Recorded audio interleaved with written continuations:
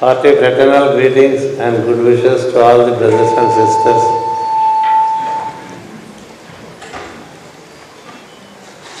There are some more group work presentations which I will humbly present to the Master and to the group.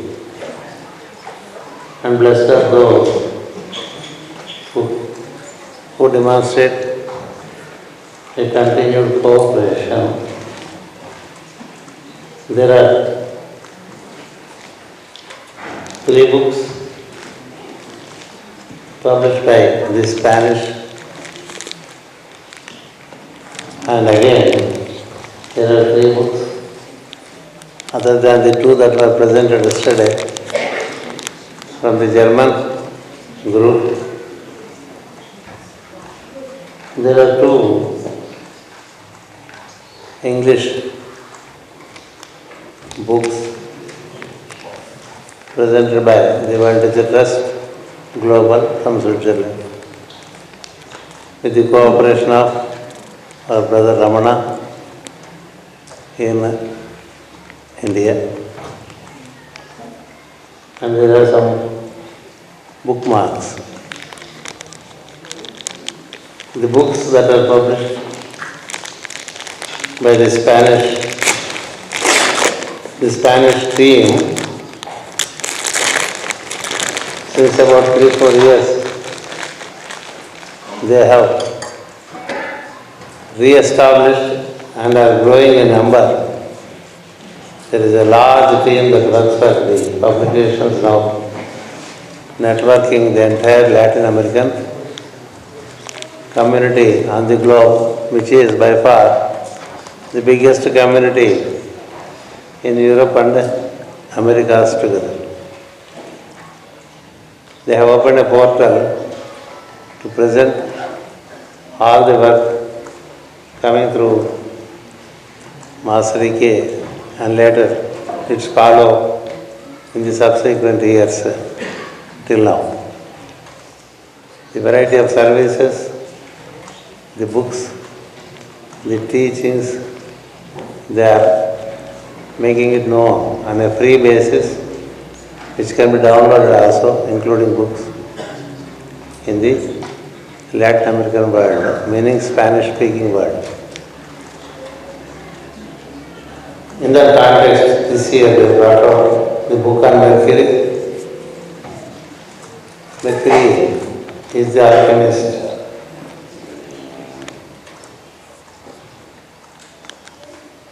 Man is very much related to Mercury.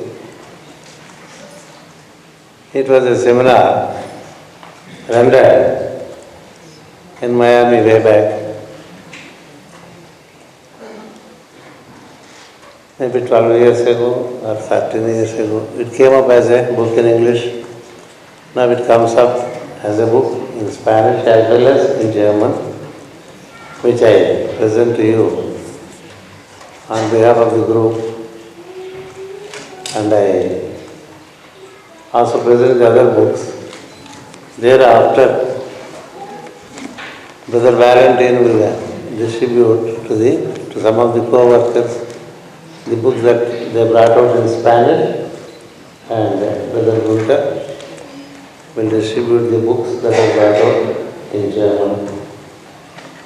Likewise, the books that are published in English will be presented by, I present to you generally, but the copies symbolically would be distributed by Sister Rana with respect to the English version.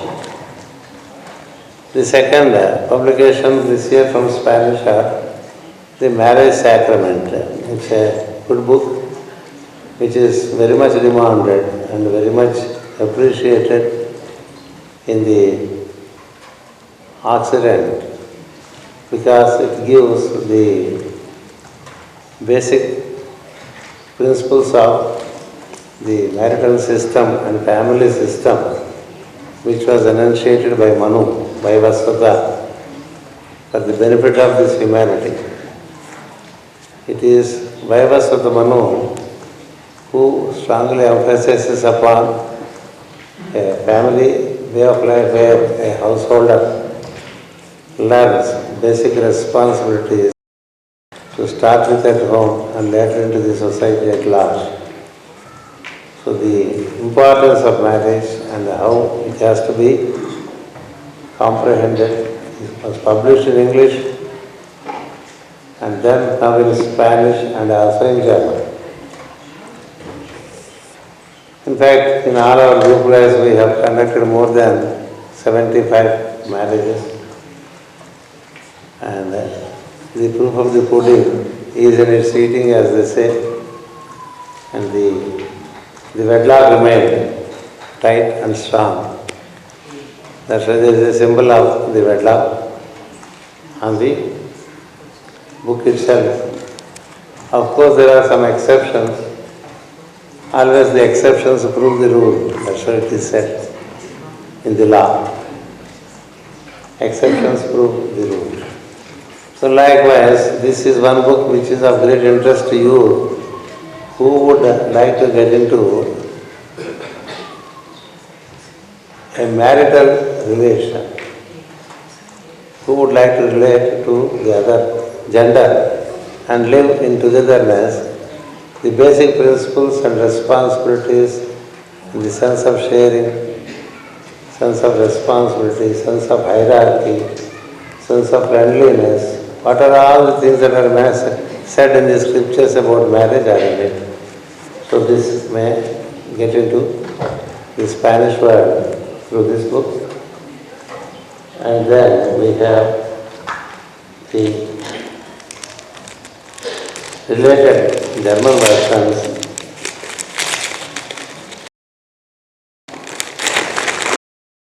The German version of marriage, that the German version's Kulapati edition is tending to be more and more equarian in the sense they are reducing the size of the book to make it to be in tune with the theme, small is beautiful.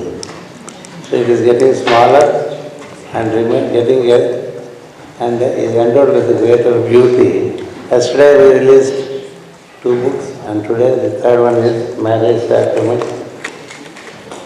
And then the book on Mercury.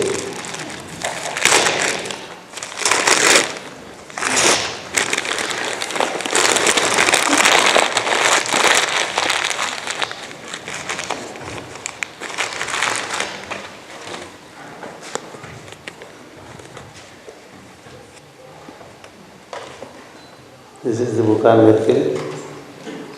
Mercury relates to throat center and humanity is the throat center. And humanity is endowed with speech.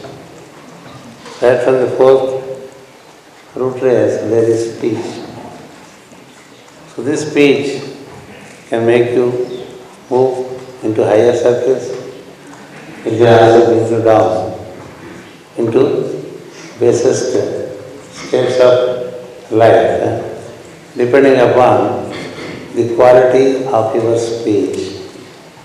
Mercury has many clues, many clues for self-transformation because Mercury is the chief metal in alchemy and man carries Mercury in him in terms of speech. The responsibility of speech is well known throughout the eons of time, and as the way we speak, in that way we are molded. Therefore, speech is of great importance. Working with Mercury enables us to lift ourselves up. So this work is the 2 books related to German that we are presenting, and thereafter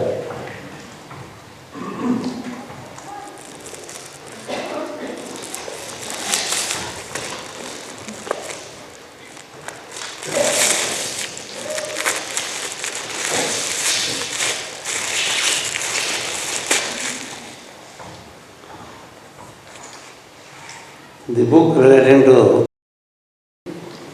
Parikshit. Parikshit was the one who initiated the Bhagavata Purana, the ultimate of the Puranas, Purana of synthesis. And he was taught, it's a dialogue between the teacher Shuka and Parikshit as to gaining immortality, transcendence. All that has happened with Parikshit, who is the grandson of Arjuna. It's a story of great interest because Parikshit, by the very name, means a very sincere seeker of truth. In anything that he sees, he has such a piercing look that he looks for the one Brahman. And then, in tune with time, he realizes the Brahman. And how he lived and how he transcended and how he proved the myth of death is a great story of interest. And the talk was given in Einstein, and it was meant to be for 2 hours. It went on for 4.5 hours, and the listeners did not know time, or so it happened. Then they thought that this can be brought into a small book. This book is now brought out in 4 languages. So every language is separately printed, as I understand, and this so that each one can take the related copy. 4 versions in 4 languages, same version in 4 languages is presented, and this is also available for distribution. The beauty of Parikshit is he stays in the Antakarana body. He stays in the Antakarana body and conducts in the outer. And he receives into Antakarana body.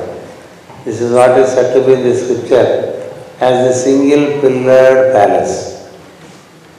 It's a single pillared palace. That is the palace in which he stays.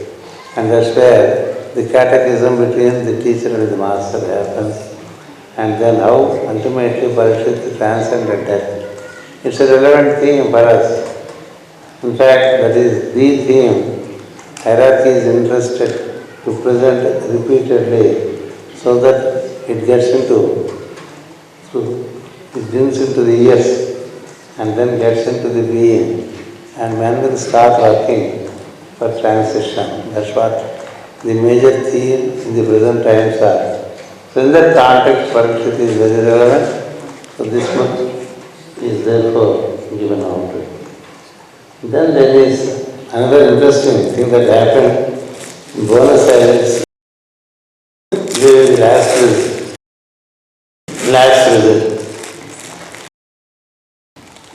I was given 1.5 hours time to speak upon the eightfold path of yoga. I think the topic was the yoga of synthesis. That's what it was.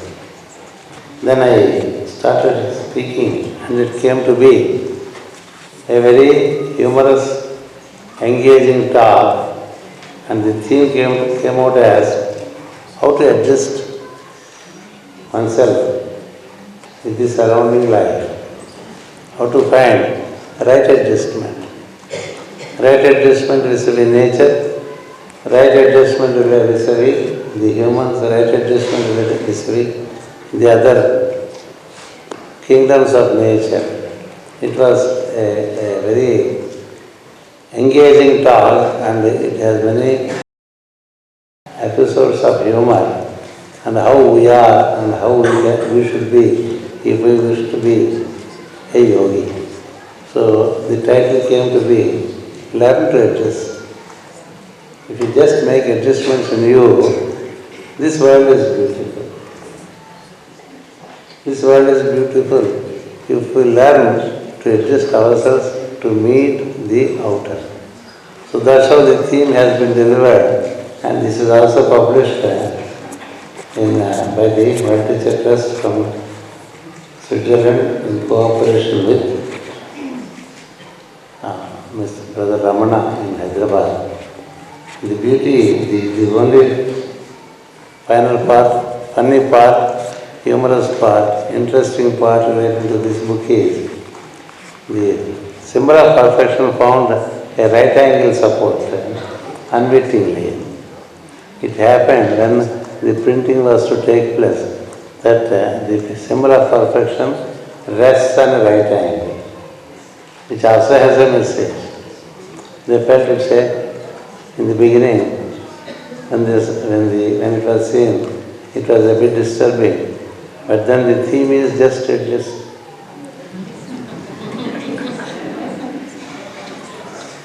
So the adjustment has been very clearly presented even on the presentation of the symbol of Dhanishta, which is symbol of perfection.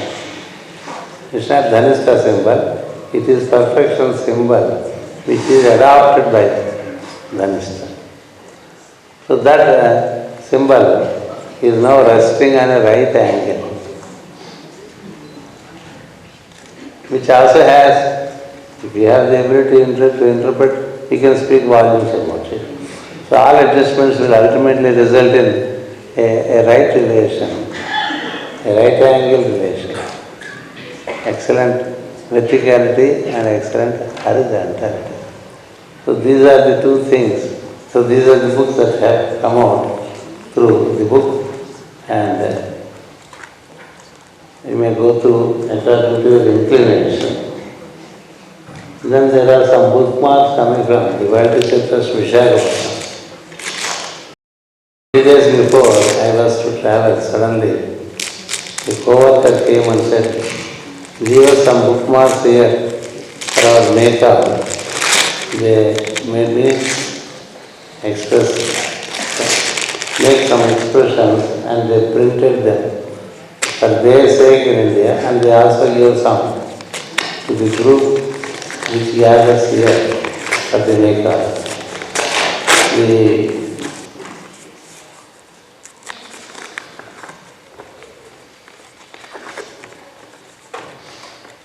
The teacher is no other than the truth. The path he gives is the escalator to the truth. The teacher is no other than the truth. The path he gives is the escalator to the truth. Guru anaga satyame, Guru padhamu satyamanaku sopanamu. That is one bookmark for distribution. There is another bookmark for distribution.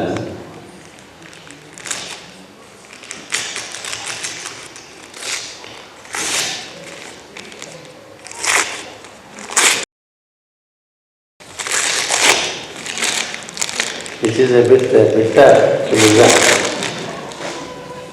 When it came out, I felt myself bitter. I said, "Wait, I give you another sentence."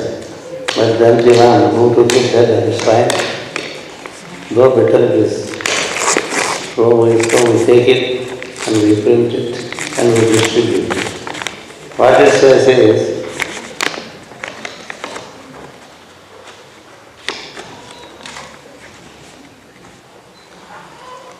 comprehension and compliance is scholarly. Imitation is, I wanted to say, in the beginning it came as beastly. It came as beastly, and I said, correct it as infancy.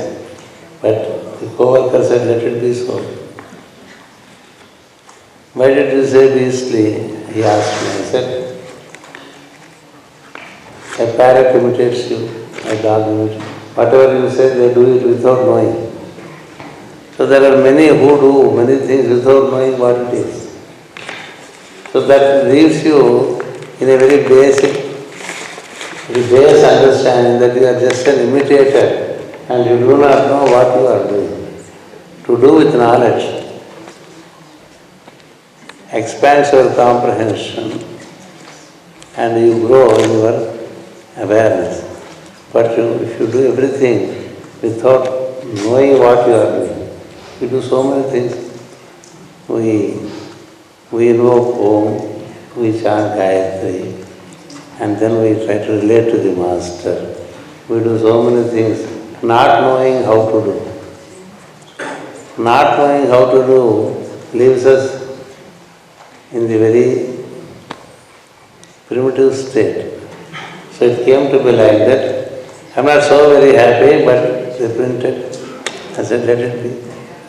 I also adjusted myself to it. So that's how imitation is beastly, comprehension and compliance is scholarly. That's how another bookmark has come. So these are the presentations this afternoon. And getting into the theme, we move a little more into the inner temple. Because in the theme, in 3 tasks, we somehow found entry into the inner temple.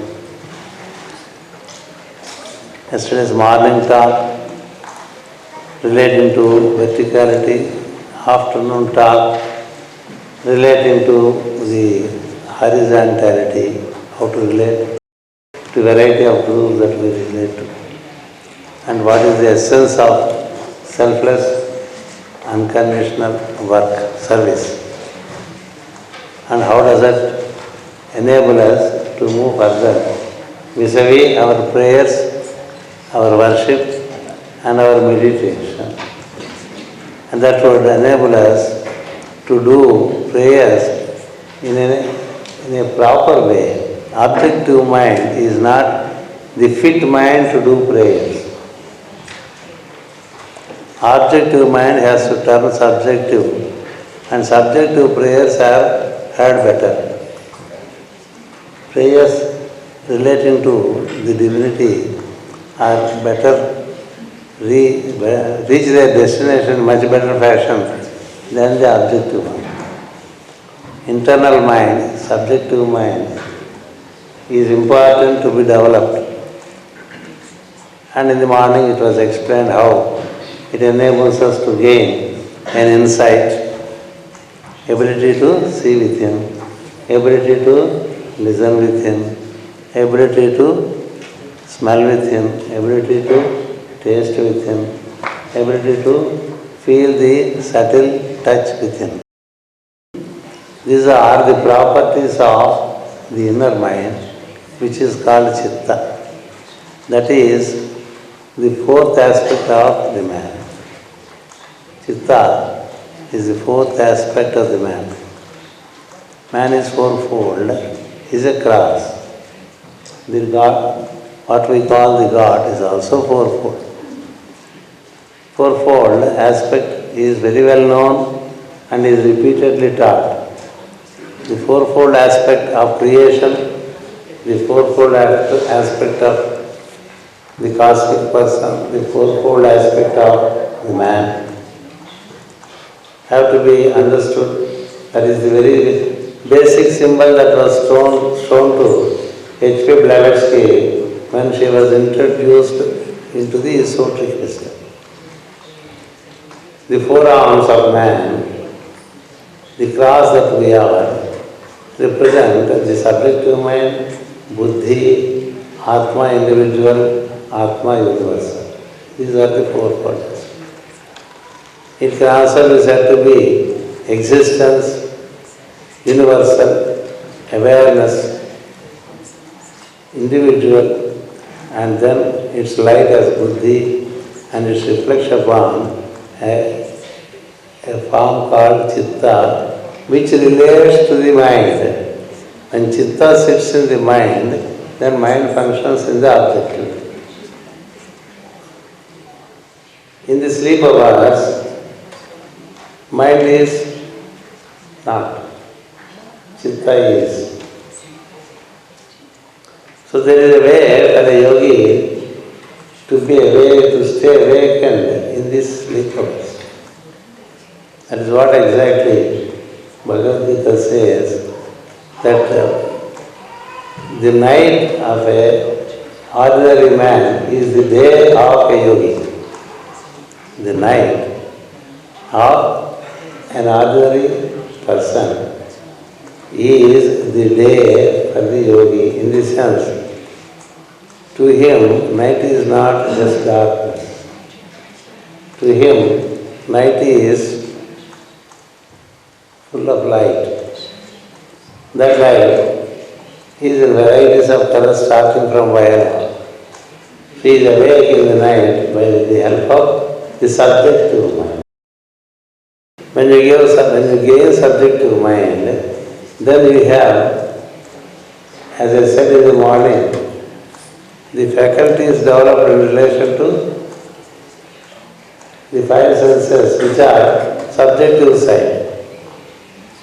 That's why the insight is, the telepathy is the ability to sense the subtle presence of subtle beings, to feel their sense of touch.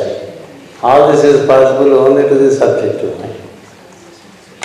When subjective mind is awakened, then we can say that we have taken to the second initiation. The objective mind which craves for knowledge is with the preliminary or first initiation. The second initiation is that the subjective mind is awakened, and hence during the sleep hours, the objective man sleeps, but the subjective inner man can be active. That is exactly what is presented by Master K through the story of Master Jwalpur, narrated as music of the soul. There is a subjective side in us which can be awakened. The subjective man, as I said, is an Akshara Purusha, meaning the eternal one. The objective man, his activity, his life, all that terminates with the death. The subjective man is an eternal traveler. So awakening the subjective mind, when he is fully awake on the subjective side of life, he finds already that there are quite a number of beings on the subjective side of life also. Just like we meet people in the objective. When he turns subjective, he sees people engaged in a kind of work, even in the subjective. That's how, in the subjective, subtle or supermundane or supramental plane, there is a reality which is encountered for the first time. Before that, it was a fairy tale. Before that, it is just a fiction to people. But the fiction is no more because now the milk has become something else. It has become yogurt, it has different qualities. Then he finds that there are already beings over there.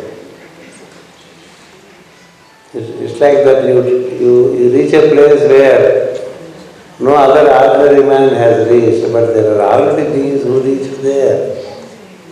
They reach earlier to you, and they are engaged in work. You too find that you too have to engage in that work. That's where I said, you start sculpturing yourself in tune with the others.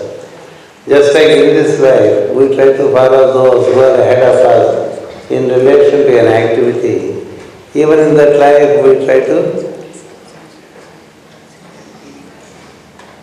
understand what they do and follow what they do and try to organize ourselves so that we too can participate in the subjective life.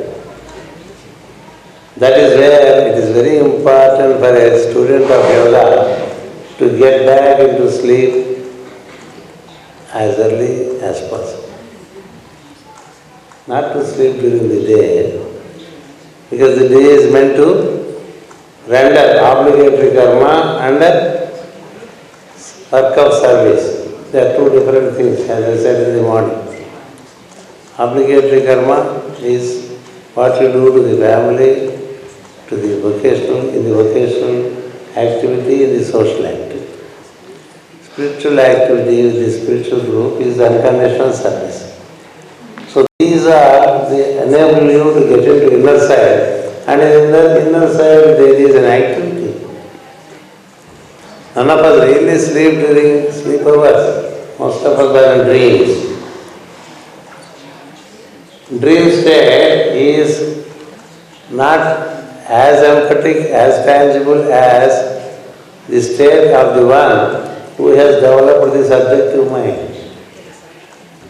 So, activating the chitta and enabling chitta to relate to the inner side of things, not to relate to outer side of things, is the first step given by Patanjali in his sutras when he says, Yoga chitta vritti nirodhaka. Meaning, the chitta associated with mind is in a kind of errand, meaning doing the same things in the outer life all the time. For eons of time we have been doing the same things. Do you know that we are not just fresh arrivals on the planet? We have all arrived on the planet as soon as the planet is prepared. We went through many civilizations. We went through many incarnations. Some of us have taken to the subjective side and moved forward. And the hierarchy represents an example of it. And others remained over here. Before this civilization which we know as Aryans, we were there as Atlanteans. Before that we were there as Lemurians. Before there we were there as Hyperboreans. We have been staying on this planet, and according to the wisdom science and the divine plan, our stay is very overdue on the planet. It's like we have come into this school and we are not leaving this school because we are not passing the exams. And therefore the teachers try to hasten. That's just to tell you that we are not pressures onto the planet. We have come long ago, and we need to move forward and clear it for others. If you don't go to the school, there can be no pressures introduced into the school. That is what exactly Master Jwalpur meant when he said, for the time being, the entry of animals into human kingdom is closed until these humans move forward. Because the school is occupied with those who are not moving out. In that situation, there is greater teaching with greater emphasis. All that we need to do through, when we say occult practice, we are only speaking about developing the subjective mind and moving into the subjective side of our being. When Sri Aurobindo speaks of supramental, it is the state which is beyond that which we know as the state of mind. That is subjective mind, and later it can be reaching buddhi. Only those who can reach subjective mind can relate to buddhi, the next forward step. If you move into buddhic plane, you are already into third initiation. You are through. Moving into subjective mind is second initiation. Moving into buddhic plane is the third initiation. When you move inside your own being, you find a greater light which engages you, and a much nobler activity that engages you, much more beautiful bird within this world. That is what, from time to time, good poets, good painters, good writers, good musicians, all those who are truly good with their arts, move into. And that's where the scientist moves into when he gets better ideas for his experimentation. All that we call vaguely as intuition. It is in. You are tutored inside. There is tuition and intuition. The tuition which we are accustomed to is a teaching that you receive from outside, isn't it? Who is a tutor? He comes and gives special classes to you. He is a tutor. So there is an infusion. Just like tuition, there is an infusion which happens within. Who gives that teaching? That's where your teacher meets you in his true form of life. Teacher whom you meet in the outer, it's a different form. It's a form of flesh and blood. But the teacher whom you meet inside you is resplendent with light. It's so glorious. The dimensions are, they are you. They are you. And then from within, there is the tuition happening. That's intuition. That's how blessed work. That's how every initiative receives from within, expresses in the outer. It's not gathering something from the outer and reproducing. It is only then there is creativity in work. Otherwise there is no creativity. Creativity is a work that happens from within. And it is a work which is very fresh and is never before. It is not expressed as a repetition. It is fresh. It is not a reproduction. The difference between creativity and reproduction is that reproduction is making many copies out of the copy. But who made the first copy? So you are the original and you make fresh expressions. You make fresh expressions. You bring out fresh music. It's not reproduction of somebody's music. It's not a reproduction of somebody's painting. It's not reproduction of somebody's poetry. To reproduce, you don't need human agency. Machines can do it. Isn't it? If you order 1,000 copies, they come out so very easily. It is repetition, isn't it? Repetition is mediocrity.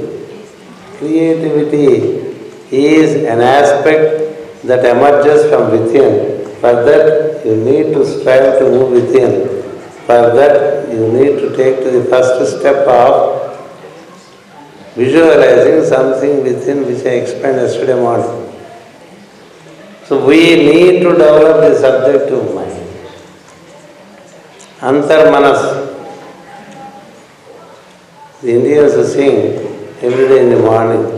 Prakarevahe manasa antarbhavaya drupagata.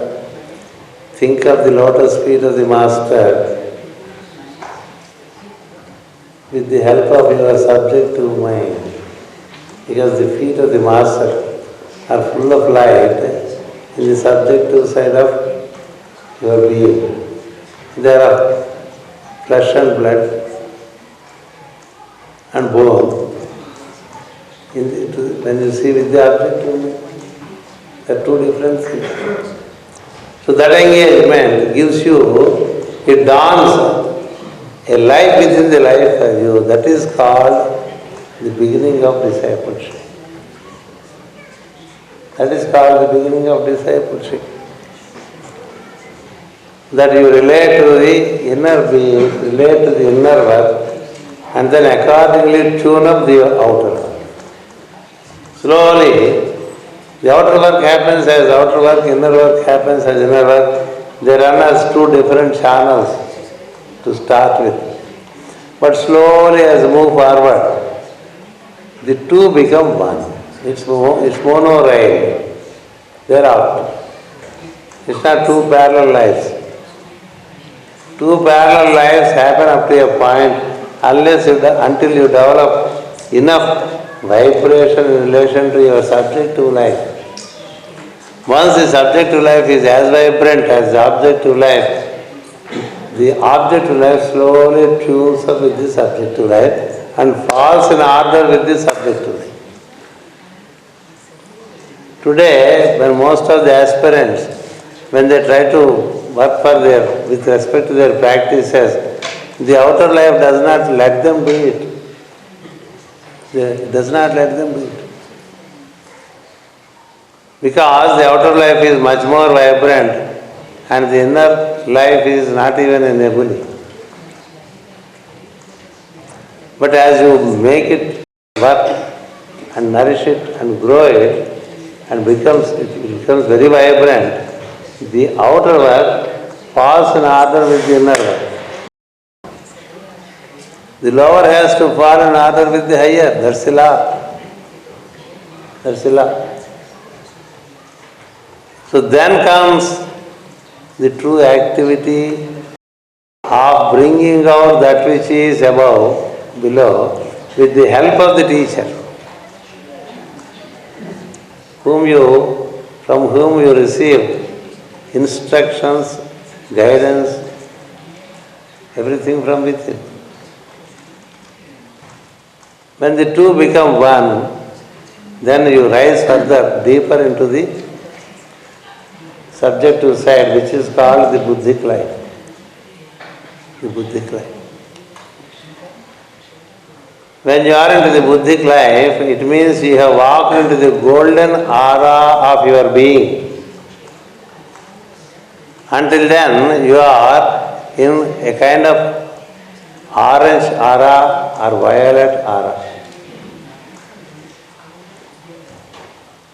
Violet, pink, rose, orange are the auras in which you move when you are in the subjective side. As you move further, you move into golden side. Golden side is the outermost boundary of the divine. The golden aura.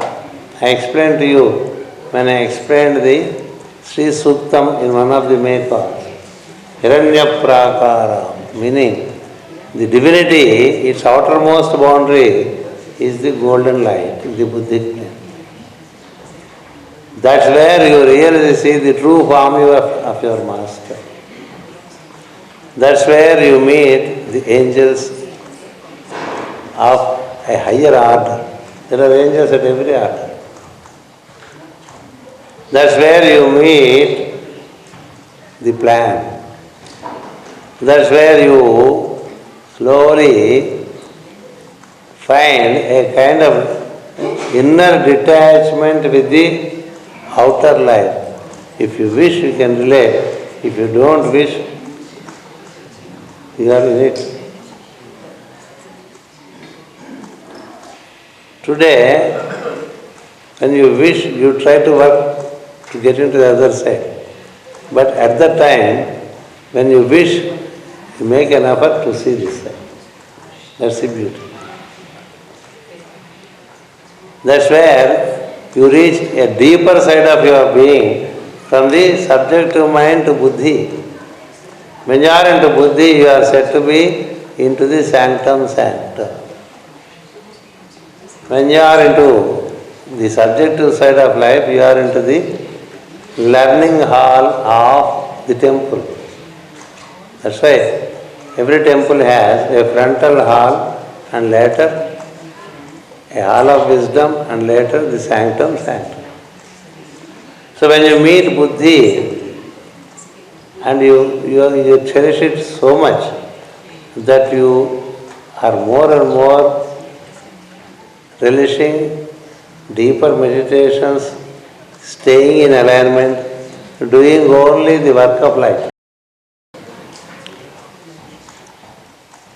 And thereafter, then you would make, slowly staying in that golden aura, you would form a golden body. That's how the formation of golden body happens. Golden body is an etheric body, and the etheric material there is the fourth ether. It's fourth ether. Mental plane is third ether. Emotional is second ether. Gross physical is the first ether. So that's where slowly being there in that golden aura, slowly in all this process there is gradual transformation of tissues. And consequently within you there is the golden form formed. When that is formed, you are in direct contact with the plant. Your teacher no more stands to support you in your work because you have grown up. You have grown up. You do the work as I do. You have enough implements developed. These implements are what are called antakarana. The body you have gained is called antakarana sarira. Staying in that body, the next step for the person is to relate to his origin in meditation, and to relate in the buddhic plane, in the mental plane, and in the objective plane through the work. Work is always there. You walk into greater light, there is greater measure of work. So this is how work continues to happen, and you continue to move on, making steps. This way leads you further. This is the occult path that a teacher puts you to. There is a mystical path where you do not know this, all these steps consciously happening. Once a disciple asked Master Maurya, "What makes a difference, Master, if you reach the Absolute in a mystical manner or in an occult manner? What is the difference?" The Master gave an answer. If you are traveling from a place to another place, say from place A to place B, once you get into the train leads you over there. You wake up in B, destination. So you are there, no doubt. But if someone asks you, how did you reach, you cannot explain. Number one. Number two, you cannot guide someone who is in a particular station on the way. You can only speak of destination, but you cannot speak of the steps to destination.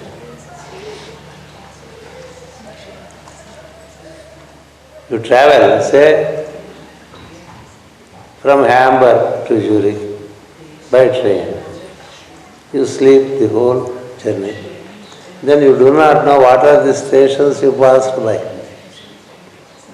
So you cannot guide someone later who joins at a particular station. You only know A to B. The intermittent stations you do not know.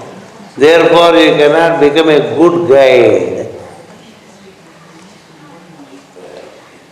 You cannot become a good guide. If you are a guide, your ability to serve the humanity is much better. Your ability to guide the humanity is much better. Each soul requires to be guided from the station in which he or she is. It's not the same medicine for every sickness. It's not the same mantra for all. It's not the same color for all. It's not the same symbol for all. It's not the same number for all. Each one according to what he is, from that point you can guide him consciously at a personal level, where you generally speak of destination.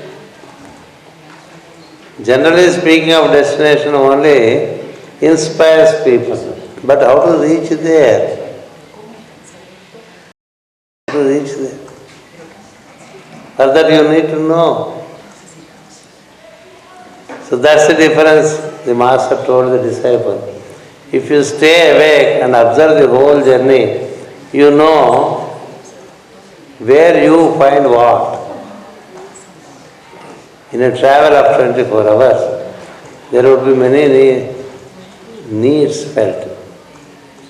You know where you get your breakfast, where you get your lunch, where the train stops a while. There are some stations where it stops for longer duration than other stations. So you don't have to be in a hurry and get frustrated. From second initiation to third initiation, it's a long journey, it's a frustration to me. So don't get frustrated because it takes long time. If you know that it takes long time and if you also know what you have to do during that time, you keep doing it. So this kind of detailed guiding can happen. There are among those who look for truth, some start with an emotional level, some start at a mental level, another starts at an intellectual level. Different energies. Each man has already travelled in a particular manner. What is the next step for him? You cannot give unless you go through the occult path. The difference between mystics and occultists is tabulated by Master Jwalkul in the book on occult meditations we can read. You will clearly know that it is better that you know every step that you make. Because you are very sure when you give a guidance to your fellow traveler or to your junior or the one whom you follow, it's not some vague saying. That's why each teacher has a different instruction to a different disciple. And he guides them. So once we reach the third initiation, thereafter you are left alone to do the work along with the others. And you, according to the abilities you have developed and the qualities that your soul carries, the work comes to you and you keep doing it. That's how the work happens as you travel within. And generally, you are in a meditative state. Meditation becomes a natural state at that time. Yet he meditates along with others to give an example to others. Yajyad acharati shrestha, that's how Krishna says. If you have crossed a particular station, don't abandon it because you are looked at by others follow you. Therefore, since the juniors follow the seniors need to demonstrate every simple step so that it becomes easier for others to pick it up and work with it. Therefore, there is no abandoning. It is permeation from point A to point B, but it's not displacement from point A to point B. You permeate, meaning you are with the first point, you are with the second point, you are with the third point. This is a state of permeation. In that permeation, you create a path to yourself. And you become that path and help others on that path. That's where every teacher says, I am the way. Because he has himself constituted as a way for others to pass through and guides him until a point. Thereafter, the teacher disappears but reappears to you when you are at your final destination. Is always ahead of you. Acharya Purva Rupam Anteva Suttara Rupam. Your teacher is always ahead of you, know that. He is far ahead of you, he has come to be with you at every stage. That's how he works. That is how we need to, our immediate first step is to get into subjectivity. For that, prayers are helpful, night times are helpful. That is where a lot of emphasis is given as to how you get into sleep. With what attitude you get into sleep. Many times it was explained that you need to get into sleep in a meditative mood, in the sense, anyway till tomorrow there is nothing for you to do in the objective life. Why can't you slowly wriggle out of the outside, wriggle out of the sense activity, wriggle out of the objective mind, turn subjective, and keep looking at the buddhic life, orienting to it, you sleep. There is a preparation for sleep, and initially sleep is considered as a better means of meditation than meditation as such. So late hours sleeping, and sleeping with after seeing a horror movie for 2 hours, a violent movie, a movie of conflicts, was not recommended. How you close the day decides how you open the day. As you close, so will it be opened for you. If we leave this hall tonight in a shabby manner, tomorrow morning when we come back, nobody dresses it for you, puts it in order. You have to come back and put it in order before you start your activity.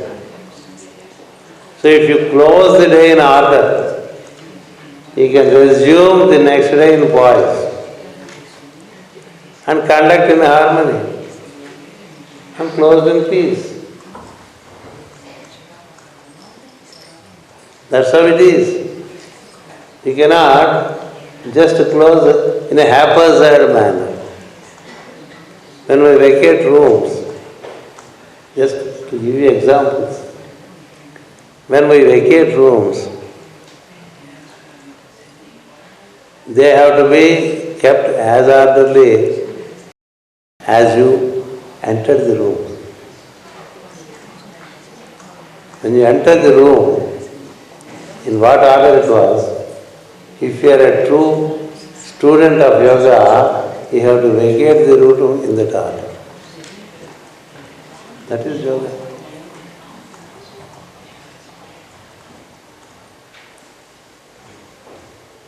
Simple instruction coming from Pythagoras. As you wake up from the bed, do you roll the bed or not? Those days it was rolling the bed. Today, when we come out of the bed, before we leave the bed, we should make sure that it is in the same order as it was before you entered the bed. Do we do it? Since we always get up a little late, we are in great hurry, we don't put the bed in order, in the sense, the pillow is not in its right place, the bed sheet is not in its right place, the blanket is never folded. Never. These are the things which are important. When you pick up an article for use, when you reset it, do you place it in the same order as you have? This is what the teacher observes. I have written these in the articles relating to teachings of the Master. You have to restore things in their due and ancient order.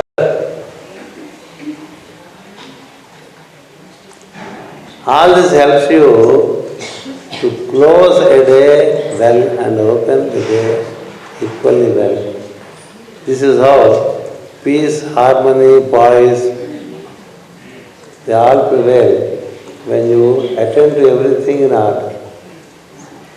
If you are orderly, your brain functions with greater alertness. We try to keep, for example, a pen like this, each day in different places. Each day. That's why a pen is never available and we really need it. We always bawl out saying, where is my pen? Where is my shirt? Where is my shoe? Where are my socks? That's not yogic way of life. Into minutest action, the balance and the related poise, peace, harmony, order can be brought in. And that is what a master of wisdom demonstrates. It doesn't like that you live in any way. Any way is okay, is no. Not accepted. The sun, the planet does not move in any way it likes. Does it move? If we don't know when will it be, the dusk, when the dawn is, does it do like this? Its movement is so uniform. So are the other planets. My planets, even the plants. Anything in nature grows or moves in a due and ancient order. So you do not disturb that order, bring that order into your life. When you bring that order, the energies in you which are in a disorderly manner also get rearranged in an orderly manner and you tend to be more and more magnetic. A person tends to be magnetic by the order that he observes. And when you have developed such a magnetism, many things from the nature respond to you. Many things from nature respond to you, from many things from within respond to you, and you would have a very definite contact with angels.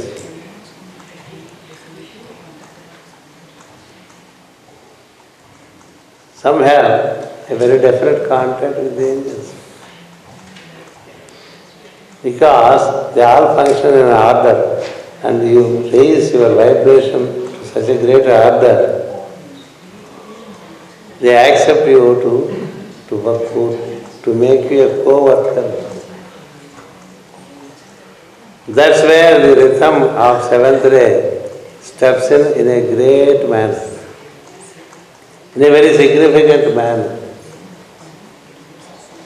So the steps are from mind objective to mind subjective to buddhic plane, and then listening within, seeing within, learning within. This learning within is what is called study. Meditation, study and service. Study does not mean when you have become subjective, study of the books. It is study of the self. Study of the self. Study your own self. What are the areas where you have to eliminate the disorder? Self-study. Self-study does not mean I read the book on my own. Self-study means you study yourself. How does it think? How does it speak? How does it relate? How harmless it is? transparent its action is, how clear its speech is. Observe. That's what I said in the morning as sculptor. Eliminate what is not desirable in you through self-study. That's what is said in Sanskrit as Swadhyaya. Swa-adhyaya meaning study yourself. Study yourself is understood as I pick up a book, go to a corner and study in loneliness. That's not so. You are the book. You have to study yourself and see areas where you have to bring order in you.